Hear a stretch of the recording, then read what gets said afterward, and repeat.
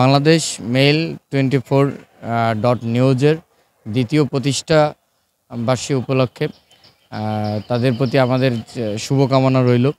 আমরা বিগত দিনে দেখেছি যে সাংবাদিকরা সমাজের দর্পণ হিসেবে কাজ করেছে এবং যেটা জলজ্যান্ত উদাহরণ আমাদের ছিল সেটা হলো যে 24-এর যেই অভ্যুত্থান ছিল, এই অভ্যুত্থানে সাংবাদিকরা আমাদের বিভিন্নভাবে তথ্য দিয়ে সাহায্য করেছে, যার ফলে আমাদের আন্দোলনের রোডম্যাপ করতে আমাদের সুবিধা হয়েছে। অর্থাৎ এই অভ্যুত্থানের বড় একটা স্টেক এই মাল্টিমিডিয়াগুলো, সাংবাদিকরা যারা আছেন তারা।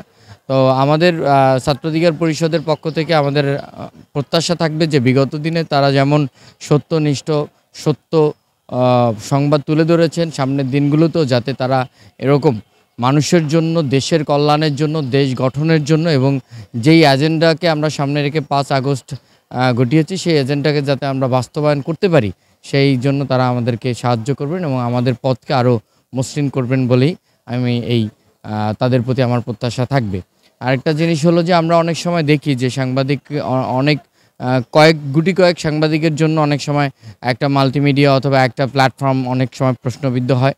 তো আমি যেই কর্তৃপক্ষ আছে এই বাংলাদেশ মেইল 24 নিউজের, তাদেরকে অনুরোধ করব যে আপনারা এই জায়গাতেও সচেতন থাকবেন, যাতে আপনারা যেভাবে কাজ করছেন, আপনারা যেভাবে আপনাদের মেরুদণ্ডকে সোজা শক্ত রেখে কাজ করে যাচ্ছেন, এইটা যাতে আপনাদের কন্টিনিউ থাকে, এই প্রত্যাশাই থাকলো।